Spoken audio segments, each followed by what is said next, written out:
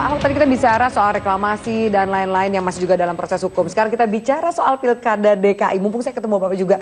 Banyak loh Pak, pihak yang sanksi Bapak ini bakal bisa kalah nanti di 2017 kecuali satu. Kalau Ahok ini TSK. Apa pendapat Bapak? Yang penting bukan di PSK. Kan banyak yang doain Bapak supaya jadi tersangka saya kasus percaya ini gini itu. aja, orang boleh fitnah, boleh cerita bohong, menuduh bohong sama kita. Kalau sama kita benar ya ibarat kayak cahaya sinar fajar. Kamu nggak bisa tahan bahwa sinar fajar akan terus Menerangi. menerangi jadi terang siang benderang. Ya kalau kamu benar, sekarang orang boleh fitnah kita. Nanti kebenaran kita tuh seperti cahaya sinar fajar itu yang tidak mungkin kamu tahan. Justru saya bersyukur Tuhan izinkan seperti ini terjadi pada saya. Karena di masyarakat itu ada stigma. Nggak mungkin ada gubernur pejabat yang jujur. Mana mungkin, semua pejabat kaya raya mana mungkin kamu jujur. Itu ada stigma di masyarakat gitu. Pasti malas, pasti nggak jujur. Nah dengan ada peristiwa ini, setelah ini selesai, tidak ada bukti nih, masyarakat akhirnya akan percaya benar-benar di Indonesia ini ada pejabat yang jujur. Ini satu kesempatan saya untuk menghilangkan stigma jelek masyarakat kepada seorang pejabat. Ini kesempatan untuk hilangin stigma ya Pak? Belum boleh kampanye? Nggak Sampai 2017. Saya orang bukan calon, orang gubernur. Oh ya. Oke, ini menjelaskan aja. Pak, tapi memandang 2017, ya kan, ini kompetitor banyak sekali yang sudah juga mulai turun ke lapangan, atau bahkan menggunakan ada kampanye negatif dan lain-lain. Bagaimana Bapak melihat ke depannya? Ya saya tenang aja, mereka harus sadar, mereka lakukan semua benar. Untuk menjatuhkan, merancang, memfitnah, bahkan bergabung memasang jebakan, bergabung, kompromi untuk menjatuhkan saya dari posisi saya, kan begitu kan? Itu mah kenapa? Dia ada satu hal yang dia lupa. Kekuasaan amanah itu dari Tuhan. Kalau Tuhan melihat saya benar, memang saya dikasih amanah. Kamu mau rancang jebakan apapun, kamu akan masuk jebakan kamu sendiri, menggali lubang buat lubang kamu sendiri. Saya tetap akan jadi gubernur. Kun fayakun kok, kalau Tuhan yang kasih, saya jadi gubernur. Amanah dari Tuhan, kekuasaan dari Tuhan. Jadi kalau gitu saya ngapain pusing? Saya hanya bekerja sampai Oktober tahun depan sebaik mungkin untuk membuat perjanjian-perjanjian tadi, seperti koefisien luas bangunan naikin gedung, supaya jangan sampai ada gubernur yang lain masuk kantong. Makanya saya ingin semua ini tertulis supaya nanti kalau ada ganti bukan gubernur saya pun ini aman. Tapi kalau Tuhan pengen saya jadi gubernur lagi, kamu nggak bisa nahan. Tapi menurut Bapak memang ke depan itu memang akan jadi gubernur lagi nggak sih? Firasat seorang Ahok. Tergantung warga DKI. Saya nggak pernah berani firasat nggak firasat. Saya selalu bekerja sebatas kontrak saya. Kontrak saya sampai Oktober 2017. Saya bekerja dengan baik tergantung orang Jakarta. Mau saya lagi atau enggak? Atau ganti? Kalau ada yang lebih baik dari saya bilang, kamu jangan pilih saya dong. Rugi dong kamu. Ya dong kalau kita bisa beli motor merek Jepang atau merek Itali, harganya sama, masa mau beli merek Ahok? Nggak lucu kan? Itu aja. Ada kompetitor yang sekarang yang udah mulai kampanye dan lain-lain, turun ke jalan dan segala macam, turun ke masyarakat itu yang dirasa paling kuat. Saya nggak bilang mengancam deh, yang paling kuat jadi lawannya Ahok. Saya nggak tahu, semua ya kuat kok. Mana ada sih orang laki yang nggak kuat, orang perempuan aja kuat kok. Saya kira biar aja, namanya juga orang mau nyalon. Kalau mau nyalon kan tentu dia mesti sosialisasi, keliling kemana-mana, biar masyarakat bisa kenal, bisa tahu, ya kan? Ya, mau saya ajarin aja, kalau mau pintar, datang ke masyarakat itu, sampaikan program. Bukan jelek-jelekin si Ahok, ajarin si Ahok. Kalau pas kebetulan yang udah merasakan Ahok jadi gubernur berbeda, kan dia dalam hati malah sebel sama kamu. Kasihan kan? Mendingan lu baik-baikin. Dijelek-jelekin paling apa yang menurut Bapak paling mengganggu sih?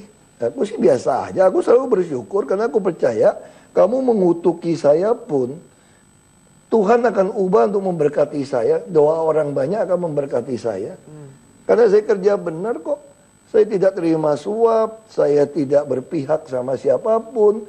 Saya sudah bilang saya bisa buktikan harta saya dari mana, biaya hidup saya dari mana, pajak saya bayar dari mana. Saya sudah bilang, saya malah selalu mendorong siapapun mau jadi gubernur kepala daerah harus melakukan pembuktian terbalik hartanya. Itu undang-undang pasal Yang saya mau bikin waktu saya di Komisi 2, saya pengen ada pasal yang mewajibkan siapapun mau di kepala daerah harus membuktikan, karena sudah ada ratifikasi konvensi PBB melawan korupsi di Undang-Undang Nomor 7 tahun 2006 ditandatangani oleh Pak SBY. Jadi akar masalah di Republik kita adalah korupsi sebetulnya. Nah kalau mau untuk atasi korupsi harus ada pembuktian terbalik harta pejabat. Minimal harta diri sendiri dulu sebelum menggunakan anggaran. Saya udah diperiksa KPK habis. Pak Ahok ini banyak banget nih yang bilang bahwa Ahok ini pede banget karena didukung kuat oleh Jokowi. Sekarang gini kan, saya bukan soal pede dukung oleh Pak Jokowi gitu loh. Pak Jokowi mau dukung saya nggak kalau saya tidak melakukan kebaikan untuk DKI? Itu pertanyaannya. Pak Jokowi bisa percaya sama saya nggak kalau saya ini tukang terima suap, tukang maling selama jadi wakil dia? Justru selama jadi wakil Pak Jokowi bisa lihat karakter saya teruji di hadapan dia. Tapi itu kan jadi keuntungan seorang Ahok yang pernah juga bersama, bekerja bersama dengan Jokowi Presiden. Seorang yang sangat konstitusional. Kalau saya tidak betul, kalau saya korupsi, beliau membela saya nggak? Enggak. Kalau saya korup, saya makan suap, ditendang dari beliau. Ketemu juga nggak boleh. Waktu terakhir ketemu nih Pak, sama Ibu Risma kemarin di sana ketemu dengan Jokowi. Ya kita ketemu bahas soal kemudahan melakukan bisnis. Pak Jokowi hanya mengatakan akan datang ke Jakarta Surabaya melihat apa yang sudah kami lakukan. Ya kan? Kalau Bu Risma kan melakukan ada notifikasi ke handphonenya, izin mana yang terlambat. Kalau saya bilang saya nggak pakai notifikasi. Kalau ada izin yang terlambat, ada laporan orang dari masyarakat, izinnya dilambat-lambatin, dimain-mainin, langsung saya pecat.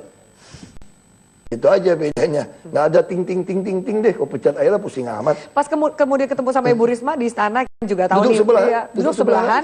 Ngobrolin soal Pilkada DKI nggak sih sama Ibu Risma juga masuk kandidat yang katanya mungkin akan beliau masuk PDIP. Sibuk baca. Aku colek berapa kali ngobrol juga sibuk siapin bahan. Untuk laporan ke Presiden. Kalau waktu itu mau presentasi dengan Presiden. Jadi nggak ada omongan itu? Nggak ada. Oke, tapi kalau misalnya Ibu Risma misalnya maju nih kan juga dukungannya. Ya bagus dong kalau Ibu Risma maju juga bagus. Sehingga orang Jakarta punya pilihan.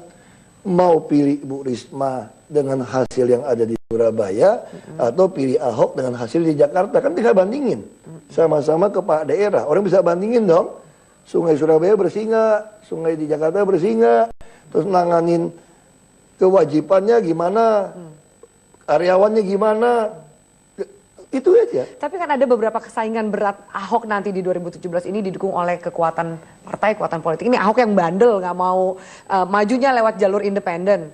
Saya bukan soal bandel mau maju independen. Ini ada kepercayaan anak-anak muda, teman Ahok, yang begitu khawatir saya tidak dicalonkan oleh partai. Walaupun ternyata kemarin partai mau calon saya, tapi anak-anak muda punya kepercayaan kalau dia nggak ngumpulin KTP, nggak ada partai yang mau ngajak saya. Karena saya udah berantem sama semua DPRD, itu ada di benak mereka anak-anak muda. Sekarang tiba-tiba dia bisa kumpulin KTP, itu kalau saya tinggal. Yang paling berharga hidup di sebuah negara adalah kepercayaan. Unsur terpenting negara adalah kepercayaan. Meskipun politik itu juga kayak bola, bisa saja berubah apapun segala macam, mungkin nggak jalan 2017, tetap bersama relawan, tapi juga bergabung dengan partai. Kan sudah ada dua partai yang bergabung dengan saya, Nasdem dan... Oke, yang kedepannya Pak, itu kan mengusung. Iya. Kedepannya kita itu? nggak mungkin gabung, karena pendaftaran independen itu 1 bulan di muka daripada partai. Anak-anak muda ini khawatir kalau nggak daftarin saya, takutnya partai politik khianatin saya, terus nggak mau daftarin, hilang saya. Tapi sekarang anak-anak muda kan dengar kan, semua orang nyumpain saya jadi tersangka, semua orang berharap saya tuh nggak ikut lagi, tahu nggak? Ya dong, kalau ikut juga mesti kalah. Makanya mesti fitnah-fitnah kayak tadi, supaya kelas-kelas menengah yang baca koran percaya nih, oh ternyata Ahok nggak jujur loh. Ternyata dia barter izin 15% dihilangin tuker sama 200 miliar gitu loh. Terakhir Pak, jadi Bapak yakin bahwa tidak akan ada status apapun tersangka dan lain-lain dari penegak hukum manapun? Kenapa? Karena saya sama seperti sumber waras. Saya justru bilang kalau paling aman bawa ke pengadilan supaya semua orang bisa dengar apa yang terjadi, tuduhannya apa, BAP-nya apa. Oke, ini kalau nggak bawa ke pengadilan, keluar kertas kayak ini kertas dari siapa? Oke, baik. Gitu loh. Pak Ahok, terima kasih banyak atas waktunya di Prime Time News. Terima kasih atas wawancaranya. Sukses selalu untuk Bapak. Amin. Dan pemirsa, itu dia tadi wawancara kita bersama dengan Gubernur DKI Jakarta Basuki Cahayapurnama. Saya Firman Malik undur diri. Terima kasih atas atensi Anda. Selamat malam, sampai jumpa.